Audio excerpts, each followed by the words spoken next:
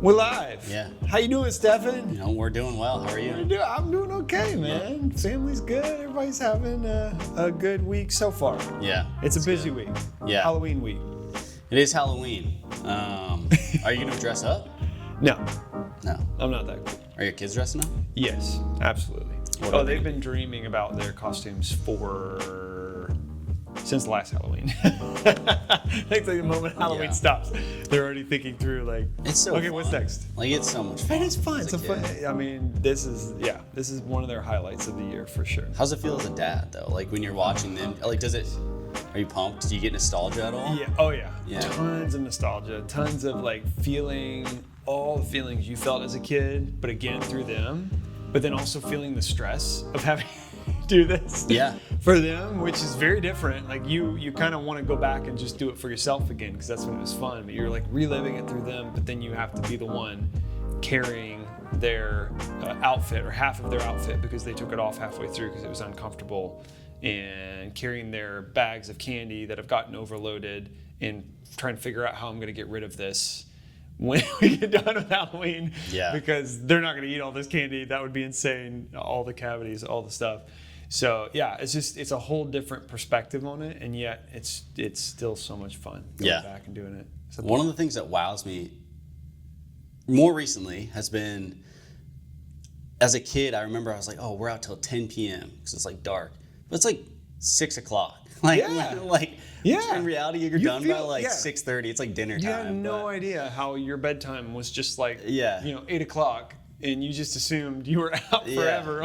You were like, oh yes, tonight we get to stay out late. It's not really. No, but I mean, it's wild. Anyway. Well, here we are. We're doing another second best realtors on the internet episode today. Yep. This is our fourth episode. Four. Yeah. We're going strong. It's good. We're keeping it consistent. Mm-hmm. We've got some new viewers coming in every week. Every month. Every month. It's only been a month. A couple. Every month. That's good. But I'm having fun with this. Yeah. I'm super enjoying getting to talk about real estate, talk about what it is to be a realtor, but on a different playing field that I'm used to hearing. Yeah, and I think there's just a pressure that's just eliminated. I mean, you never know when you're starting something new, that sounds like it could be a lot of work. You see all these other people, and it's hard not to compare yourself to the Joe Rogans, the people that are just they're successful in the business, and you're man, that sounds like it's probably a lot of work. Mm-hmm. But it's not. I mean, it really isn't. It's an hour and a half of our day. Yeah. At max, really. Yeah. We probably spend more time just getting the word out about it. I know, seriously. But it's fun. I mean, it's those are the things. It's man, I'm proud of this conversation that I got to have with Trevor. Yeah. This is something I want to put out to the world. It's good. Yeah. It's good. I mean, if you haven't been able to check out the rest of them, guys, go check out the first couple we've done. There was kind of an intro episode, just kind of explaining how we want to break this down. And then there was one that we did over the last couple of weeks, which was really just getting to know us as the host. That's fun. Getting to know Stefan first, then getting to know me last week. Hearing our stories, hearing how we got to real estate and what drives us, what excites us about this, what scares us, all those things. So those were really good. They were fun to, I think, engage, even learn about each other a little bit more in that way.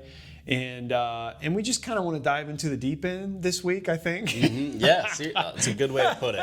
And we're not what do they call it? Pussyfooting around, or stepping gently into this. No, we're going deep. We're talking politics. Politics, y'all. And real estate. Yeah. How do politics affect? Well, more specifically, how does an election cycle affect the real estate market? Right. And I know you wanted to really the point of the diving deep, right, is we're not going to be this is who you vote for. This is who you vote for. This person's better than this person. We're taking it on the approach of, we're talking about the relationship side. We're talking about the people side and how people are viewing the housing market with this whole overarching election happening. Yeah, I think that's what we're trying to go for. More on get inside of the consumer's head, get inside of the market's head, the people that we're serving, and help our listeners understand that this may not be as cut and dry as they think it is, Yep. or it may not be what the news is spinning or whatever, and like what's going to happen to the market may not be what they're anticipating. Or it could be exactly what they're anticipating, but that's what the conversation's about. It's like, let's get into it, let's talk about it, and try to get down to how is this affecting people. So it's gonna be fun. Fun conversation. I say we just jump in. I mean, I do want to find out one thing from last week that you mentioned. How did the fair go? Oh gosh, so much fun. I need to live vicariously through you. I'm going to post a reel probably later tonight or tomorrow. Have you ever seen Dave Portnoy, I think I'm saying that right, on Barstool, where he rates pizza joints? So me and my friends that we were with, every food place we took a bite and just kind of like talked about the restaurant or the place and rated it. So it made it fun. But I went with some friends and my wife, and it was a blast. Like we walked around. I would say because I've been on this carnivore diet, it's it's kind of tough to really try to. You can't eat the fun things, right? Rein it in, So I got to eat. Really, the only thing I ate there was the turkey leg, which, to be honest, it was solid. I think I rated it a 7 out of 10, which like to me is good. Okay. You know, 7 is high. I'm given room for improvement. Okay. I think we skew that scale sometimes where it's like, 7, you're not giving it like a 9 or 8, like that must not be good. 7's good. 7's good. And then there was a place called Sip It that had a really good drink that it was like a Sprite weird like fruity flavor drink that I tried. I thought it tasted really good. But yeah, the fair was just awesome. I mean, it was a perfect day. It wasn't too crowded. Got to see the animals. There's something, it was so cute. There's like these like 8-year-old, it was like we were in the barn area and there was this 8-year-old competition where they were walking around these cows. Something about it, I was like, that like it gave me like, oh my gosh, I can't wait to be a dad. Like I was like, this is so cute. So you get your kids to walk around with cows on a leash. Something about it, I was like, man, like that is so cool. Like it just made me like, it's like a little adult that's just like, I don't know. But it was a blast. Thanks for asking. Oh, that's good. I'm glad you guys have fun. I wish I could have gone with you, but alas, I will just trick or treat next year. Next year. Let's do it. I'll send out the invite early. But hey, so a question that what are the questions that we're hearing from buyers? I think the biggest one is, I am going to stay on the sidelines right now. Yep. It's the election. I'm going to wait till the election happens because. Because the economy or the housing prices are going to go up. Yeah. Or they're going to go down. Like, I mean, like, what are you hearing? Yeah. I think that's what I'm hearing a lot of. Like, I want to just stay on the sidelines because it's elections. Election season. Yeah, I think it's that lingo. Maybe to be more specific, it's people that are politicized. I don't know how to say it any other way. Have basically kind of picked their side. And yet they're holding on for maybe a loss, right? They're holding on for fear of maybe it not going their way.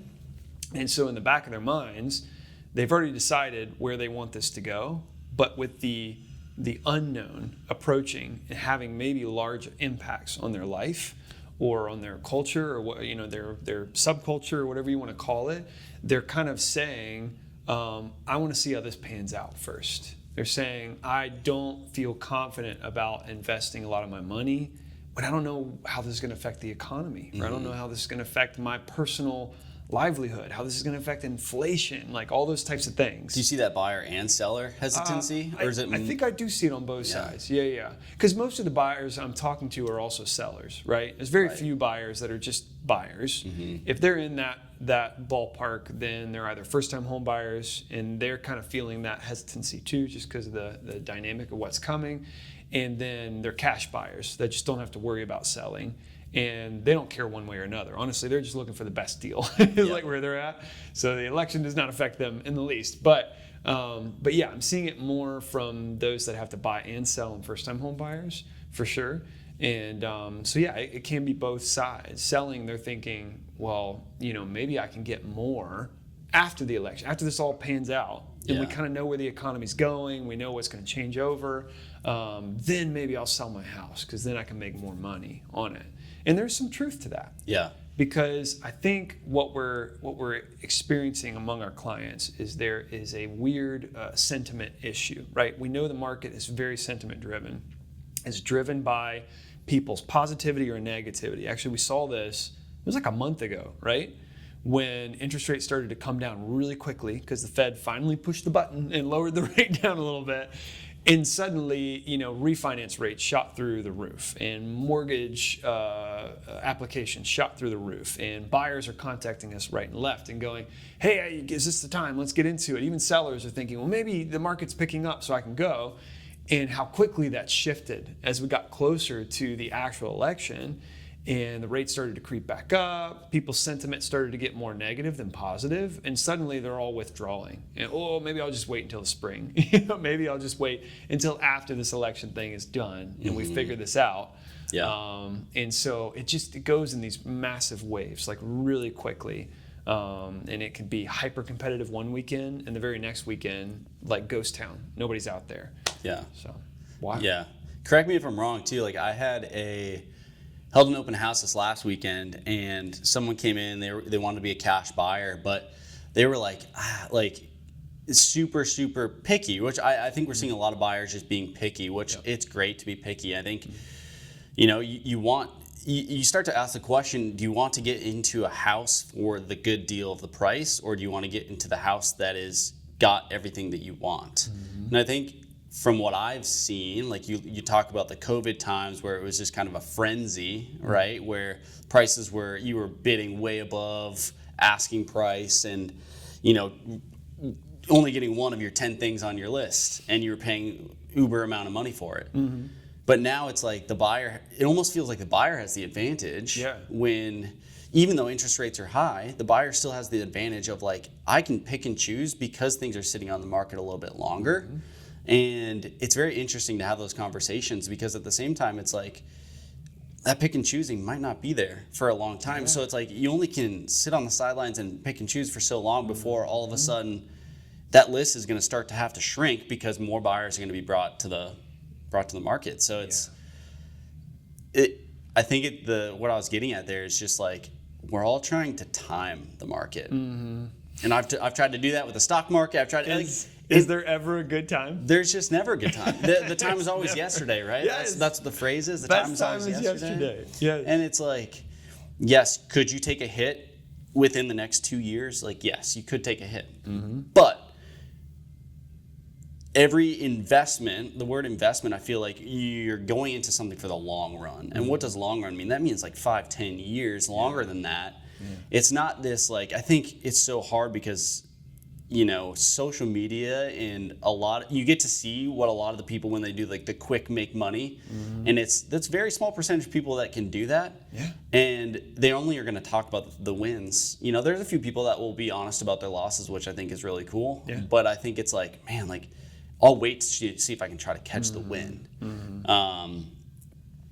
So it's just very interesting how like the optics of social media and the optics of politics is real. I mean, whether the people are going to stick to what they say or whatever, it's like we have a pull to believe what other people say, even if it's crazy. I mean, the amount of times I've said like, this commercial, I've seen this commercial 1,000 times on this political leader. It's like, it doesn't matter if you like it or don't like it. It's still just getting into your head of like, that's a fact, or like that's a knowledge point that I have about it's some data point that you can use to justify whether you're engaging with the market or whether you're withdrawing from the market, right?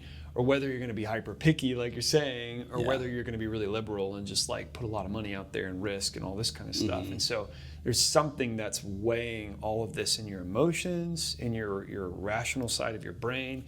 And it goes all different ways. I mean, so I have a really good question, and I feel like it would help us get into this a little deeper on that side of things. But who did you vote for? No, I'm just kidding. I had to. Starting to sweat. I heard a story one time where like all these guys were sitting around like a church group, just like hanging out. And very seriously, the leader goes, let's go around the circle and tell everyone who you voted for. Man. This actually happened. I mean, it was at our church. Like, it happened, so I can't imagine the awkwardness of going through that. Okay, that aside, we're not going to talk about that. But what I do want to talk about is, like, what have you heard people talking about specific candidates and, like, what they might like, if they were to get into office, what they might bring to the market and increase in the market, or what they might cause a negative side effect to the market at large. What have you heard? Well, I mean, the biggest thing, you know, I've heard a lot of people when they bring up, like Harris, for example, they'll talk about the $10,000 to $25,000 allocation for first-time home buyers or credit, right? Yeah. That's a big one. I mean, I think that's a big one. And I think, you know, my first reaction to that is like, wow, that sounds like pretty sweet. I mean, because me, like, I still rent, and so I would love to purchase a home, and so, like, to me, that sounds great. But opens the door, right? There's pros and cons to every single thing, right? So talk about that for a little bit here. Like, what do you think that is going to bring to the real estate market? Give me some pros, give me some cons. What do you feel? Of that specific thing? Like the first-time home buyer credit? So, I think it's interesting that she brings it up again. So this was something that I think started with the Obama administration, and they were committed to making this like a thing. They would incentivize first-time home buyers by giving them some kind of tax credit or some kind of credit to help them get in the door. Never happened, right? Got shot down. It never came to fruition, and now she's bringing it back up to kind of like push this thing forward. I think even the Biden administration tried to pick it up again and get it going. So she's promising it again as a way, obviously, to win the election, because there's a lot of people that want to be first-time home buyers out there. And I think the positives of that, like you're saying, is that it gives an equilibrium, I think, a little bit, to where the market is heavily weighted right now in the favor of sellers. Even in this market, where sellers are having a hard time getting rid of stuff, they're still in control. They're still getting their values. They're still getting sales. And first-time home buyers are the opposite. I've bumped into 2 first-time home buyers on a listing recently, and they both brought us terms that were well below our asking price. And when I pushed the issue a little bit and tried to get an answer from them, it really came down to, hey, it's not that we don't want to hit your asking price, it's that we can't. Yeah, you can't. We can't. They literally cannot afford it.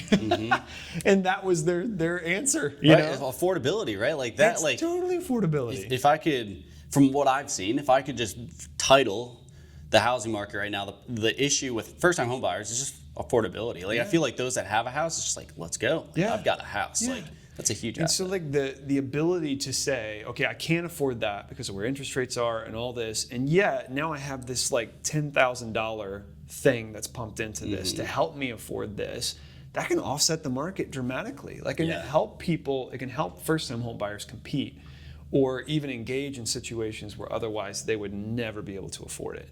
So I think that's powerful. That could be a big tool for them. The negative side of that is that now you've got first-time home buyers pumping money and you know, like American Treasury money into the economy that's not actually theirs. And so is it going to further inflate the economy? That's the question in my mind. Is like, whoa, now you've got 20 grand or 10 grand or whatever extra to throw into it. Well, is that going to cause home values to go on another ramp and make it even more unaffordable for folks, or make it more unaffordable for folks that have the ability to purchase, but they just don't want to pay that much for a house because it's causing it to go off the charts? You know, we've had these random ramps of activity. Actually, I was reading this morning, the 2021 ramp that we saw, almost 19% appreciation in 1 year, was the highest in recent history we've ever seen. That should make us pause, you know, because what was happening in 2021 was the government was pumping a whole lot of money into everybody's pockets. So they had excess cash sitting. Some of them were at home. They weren't even working, or they were working from home, sort of. But they were still getting paid because people weren't laying people off. Everything was being subsidized. The government was trying to step up and help. And suddenly you've got this like massive increase of cash in people's pockets, and that caused house prices to go, you know? And so first-time home buyers are probably one of the larger classes of purchasers out there. What happens if they get a ton of money in their hands? it's just going to do it all over again. You know? So I think it's possible that could be a major negative too, is that it's going to cause a ton of appreciation, and it's just going to become unaffordable for everyone, including first-time home buyers, to get in that ball. So I think it's a really cool thought, a really cool program, but I don't know. It could play out being a negative too. Yeah. Maybe interest rates would tamper that. Yeah. Maybe. Yeah. There's always but to tamper that, they would need to be higher, right?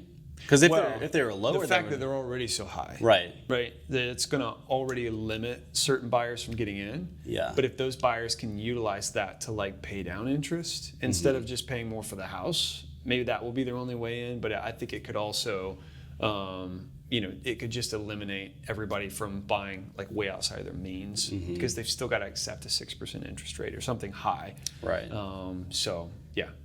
Yeah. It's interesting. It's very interesting. Yeah. There's always two sides of the coin. There's always two sides. Another thought I had was just this idea of like, Trump's policies have brought a lot of growth to the American economy in the past. When he was in the administration, there were a lot of tariffs that were leveled against like foreign economies, basically trying to bring back a healthier GDP for American economy, trying to produce more of our own product and stuff like that, which means more jobs, which means more health for the economy. We're not borrowing from everybody else. We're like producing our own stuff. And so the thought is, if he were to get back into the role as president, that maybe that would flip the health of the economy in a different way. There's no golden bullet, or what is it, golden bullet? Yeah. Silver bullet? Silver bullet. There's no silver bullet here. Like there's no way to fix what really is struggling right now, with the, rampant inflation we've been trying to tamp down, with the fact that the housing market's really weak right now. Not as weak as it's been in the past, but it is weaker than it's been historically over the last several years. But will that help to lower interest rates? Right. Will that help to stamp inflation a little bit more? Will it cause it to go up even more? I mean, it's like there's a lot of questions that nobody really has firm answers to, but I think a lot of folks think it's either Harris gets it and these certain things are going to happen to my life and to the economy, or Trump gets it and these certain things are going to happen to my life or to the economy. And both sides, both people voting different ways think they have the answer. Think that's the best way that it's going to go. Right. And I don't think it's that clean. No, and going back to it's optics, right? It's all what can I say to kind of lean. Honestly, it's trying to get the approval from their donors, right? I mean, they're almost serving your donor more than they're trying to serve the people. They are political liars and masters. That's its own story, but it's like I think it just holds true that just the optics of what politics does in general, it's like, oh, this is what this person says they're going to do. There's a lag effect to that. So it's not like they get elected and it just happens. Like there's a lag effect that who knows how long it could take and who knows if those things. Are you saying something with a Michigander accent right now? Leg, maybe. Leg. Are you saying Minnesota? Minnesota? Is that where you're from? I'm from Minnesota. Every once in a while something slips out. I don't know if that did it slip out. Did you say leg or lag? That's what I was trying to clarify. Lag. What about lag? He said leg. Oh gosh. Oh, lag. Okay, got it. You're right. Effect, There is a lag effect to these changes, and they may not even happen within their administration. That's the crazy thing. Like they may be passing things, they may be putting people into authority in different positions and places. I heard somebody say the other day, which blew my mind, they make like 30 to 40,000 appointments within their 4 years in office. That's crazy. That's insane. That's literally a massive workforce like changing within the midst of one administration. And yet those appointments could have lasting effects for generations. I mean, a long time, depending on the changes they make and the things that get instituted. Yeah. That was bizarre. I was like, I don't know if that's accurate, but I heard it from another podcast and I was just like, holy cow. That's nuts. When you think about the tidal wave of impact that has when you vote someone in, just to how many changes can happen and then how those changes have these ramifications for decades to come, It's wild. Yeah.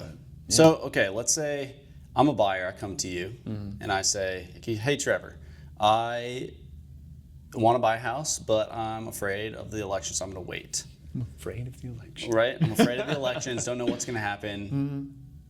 What would you tell me? Give me a short, minute-long response. Yeah. What would you tell me? Yeah.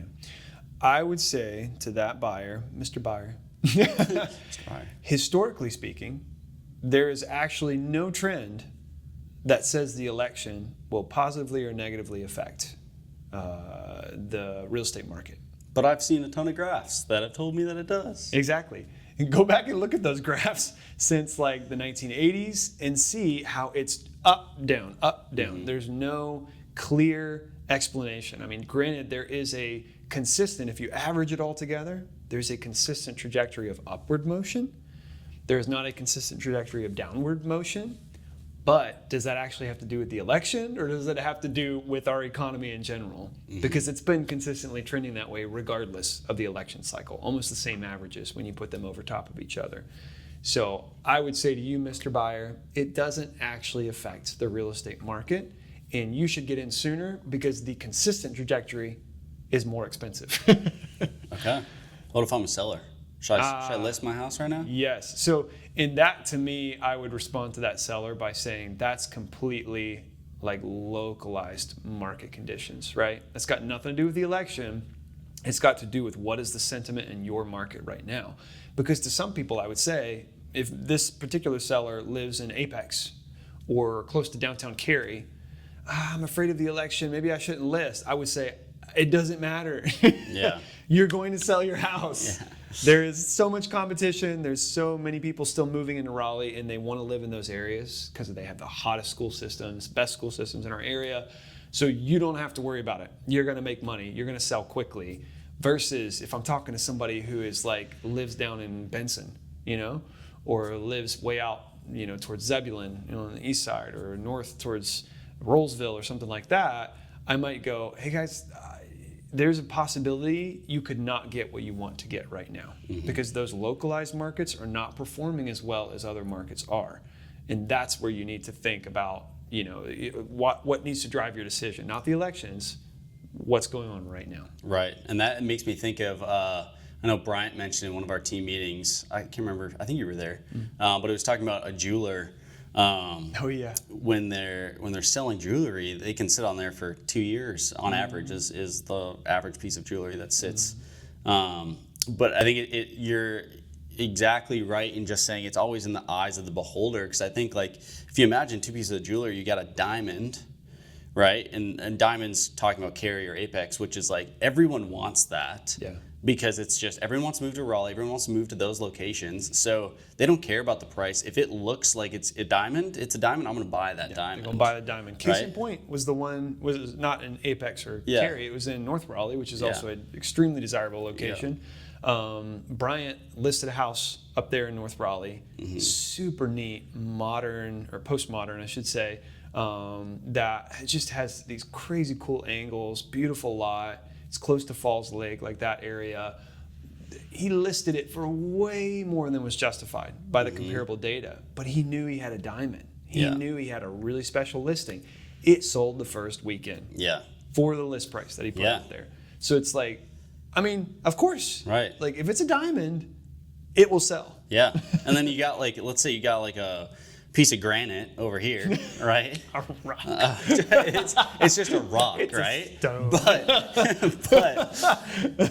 and you put a price on it, and this is where that conversation of price versus time, how fast do you want it to sell? Because let's say you set it at a high price, everyone's gonna look at that piece of granite and be like, that's just a rock. But if it could sit there a little bit longer than the diamond, probably a lot longer than the diamond. Maybe a lot longer. But someone could come around and be like, oh, there's a shape in that granite that kind of looks like, my dog. That's kind of cool. I'm going to buy that for what it is. Because there's the sentiment, I really want that for what it is. And so I'll pay that. Or the person that buys the diamond is like, I'll buy that piece of granite if you drop it $100. Yes. Because it's worth $100 less than it is. Yep. but I'll buy it. I don't see any sentiment with it, but it's still a piece of granite. Yeah. I don't know. I don't know if that analogy made any sense. But I liked it. I think it makes sense because it's the devaluation or valuation of something that matters most, right? To the most consumers out there, or at least the people with money out there, right? And if something does not matter, is not valued as highly in the current market conditions, then they're going to be asking for money off. You know, they're going to be going, I can't afford it. You know, it's too much, all this. And so that's what's driving, I think, the attention of the market right now. And we don't need to hyper focus on like political climate or all that kind of stuff, because that's not necessarily affecting it like people think it is. You know, that's my 2 cents anyway. Yeah. Yeah. No, I think we hit that pretty deep dive. Beat the horse. On our swim back up right now. On our swim back up. Yeah. Well, let's get into some like positive elements here, Yeah. or some things to lift us out of that drudgery of politics. Because Yes. we're very close to election day. We're about to see what happens. Yeah. You know, happy to be proved wrong Right. if it does affect it in some dramatic way. But Yeah. I think just from our perspective, let's lift ourselves up out of the Right. drudgery of politics. Realize that the market goes on. Market goes on. Market goes on. Life goes on. Yeah. Right. And I think you're exactly right. You know, we've got a leader in Jesus and our faith. That's right. That's consistent and always going to be there. Yeah. And you know, politics is also seemingly always going to be there as well. Consistent, but it's going to be, it can cause some divides. And I think it's just a good thing to remind ourselves, like, we've been through elections in the past. We're going to go through elections in the future. Yeah. Just one day at a time. Things are going to keep appreciating. Yep. And they're going to keep going up in value over time. Yeah. That is the most consistent factor we've seen. Yep. Yeah, for sure. Speaking of appreciating. Segue. Trevor, what are you appreciating? I am appreciating fall. Yes. I love fall. I love fall. Fall is my favorite season. It has been my favorite season since I was a kiddo. I have these vivid memories of walking through the neighborhood that I grew up with and seeing the leaves change and getting excited about trick-or-treating and playing in the woods with my friends. And so all the nostalgia comes back in the fall. I can't help but just be driving down the road and look at the leaves and just breathe in and be like, cool air through my nostrils. I can wear a sweater all day and not get super, hot and bothered. Yeah. And I can drink a hot drink and not get butt sweat as a result. Drinking a hot drink in the middle of the day. I love the fall. This is my favorite time of every year. So that is absolutely what I am most appreciating right now. What about you? That. I'm really appreciating just watching my wife go through pregnancy. I think it's like, it's finally actually, she's just what looking trimester is she in right now? She's in, oh gosh. Did she get into the third? She's in the third now? Oh gosh. She might be close. 26 weeks. What's that? Oh my goodness. I don't know the timeline at all. Oh. You're getting close though. Yeah, no, but it's so cool, like to be able to feel the baby kick and just kind of like have those interactions. Like it's like, oh, that is so cool. That is like, neat. And yeah, it's like it's coming quick. Joyous. Remember it all. Take lots of pictures. Yeah. It's one of those things. We always look back at memories, like the first pregnancy, and just like so much joy. Yeah. And anticipation and excitement. And it's a blast, man. Yeah, I'm excited. That's so good. What are you depreciating? Ooh, depreciating right now. Oh goodness, I forgot. It was. Now I'm losing my train of thought here. It's okay. Wow. We got time. We got time. We've got time. Should have wrote it down. That would have been smarter. I think what I was tracking with for depreciating was that I'm starting to completely. Oh, no. I do know because it was related to a political conversation. Yep. I was getting to it on the financial spectrum, but I was like, there it is. I am depreciating groceries. Ooh, that's a good one. Oh, I'm depreciating groceries. So inflation, I mean, everybody feels it. Everybody knows that this is, we're all spending, depending on the size of our families, $100 to $200 more a week than we should be, right? And it's driving me nuts. And I am just like, what in the world? We've been trying all these different mechanisms to like lower our grocery bills, you know. Mom has some kind of subscription she signs on to that you can like get stuff. Yeah. Delivery is not Amazon, it's like something else. And it's super cheap apparently. We haven't tried it yet, but I'm really interested in trying it now because I'm like, man, when you're a family of 5 and you are paying so much of your income every month towards just going to the grocery store. We don't even eat out. We can't eat out with a, 1-year-old and 3 months or something like that. Yeah. In a 7 and 5-year-old. We can't eat out. That's impossible. That would not work. We've tried. We try on birthdays sometimes. It ends up being a pretty big disaster. But we just get all of our food and we cook it at home and try to save money. But we're not saving money at all. And that is what is driving me like just bonkers about groceries right now. So, yeah, that's my depreciate. I feel that. Yeah. I'd say mine is complaining and just like self-deprivating. Is that the right word? Deprecating. Yeah. Deprecating. I think that's the word Yeah. you're searching for. Yeah, I think not deprecating. Deprecating. I just am sick. Like I notice that I do that a lot. Like a lot of my thoughts are just like negative.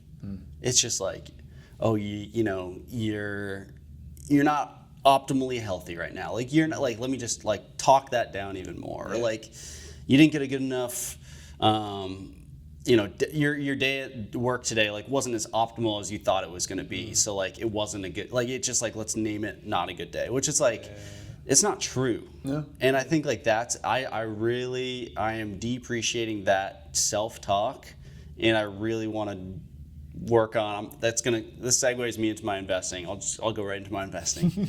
I'm investing into my brother. He kind of side note here, we do voice memos every morning because cool. He's got a long drive to work and so we never usually can catch each other on the phone, so we'll just do a quick voice memo and we call it our daily discomfort voice memo. So what that is both of us will send one where it's like, this is what is my biggest discomfort today. Whether it's, hey, I'm not feeling 100% or I'm not looking forward to this one conversation with this person or whatever it is, it's whatever your discomfort is. And then he just recently was like, okay, we can match that though. Like one, that's working on just learning how to express our emotion. Yeah. And then two, he brought up like, okay, let's kind of match that, not with masking the negative talk, but bringing up the things that we're grateful for also in the discomfort. So it's that positive reframing. And I think that is what I want to invest in, especially over this next week. Just be really intentional about, what am I grateful for in these discomforts? Because I know I'm not going to discount that like these things are real and it's making me feel this way. But there are so many other things that I can be grateful for that are also happening at the same time. So. Just working on being grateful is my investment. That's good, man. Yeah. I'm so glad you said that because that literally is like the same mode where I'm at for my investment this week is my pastor of our church kind of called for everybody to have 30 days of prayer, but we would dedicate to at least 30 minutes a day. And so I've been putting this into practice as more of a discipline. I feel like historically I can be really good in certain seasons with prayer, and then other seasons I just kind of let it go and I just have to put my head down and get stuff done because I'm very much a doer. I just need to wake up and start doing things, or at least making a list of things that I need to do, or trying to figure out so I don't drop balls and like all those other things. And but this challenge I took to heart and I said, you know what, I'm going to start every day with 30 minutes of prayer. And he even gave us kind of like a guided way to go through it, but it kind of it taps into some of that thankfulness. It taps into some of that dependence, that like you're not starting your day saying, what can I accomplish? You're starting your day instead and saying like, I can't accomplish everything, kind of acknowledging the weakness, acknowledging the limitation, but then asking for God's help in that. It's been so fruitful. I've only been at it for like a week and a few days, but it's been so healthy for me to make a discipline of that. And I would say that to anybody, not just Christians, because we're Christians and we understand, like, we're praying to a God that we feel like loves us, cares for us. But I think this could be for anybody. I have a fantastic friend who's an atheist, and he does these mindfulness rituals every morning. He wakes up and he just meditates, and he just like rests and relaxes and starts out the day just like thinking, it's okay, I'm loved, I'm cared for, and thankful for all these different things that I have. It's such a great way to start your day, such a fantastic way to begin, rather than trying to figure out because this is what our culture does to us, right? It's achievement oriented. It's like, if you don't get everything done you thought you could done, then you feel like a failure. You feel like, I'm not good enough, I didn't do it.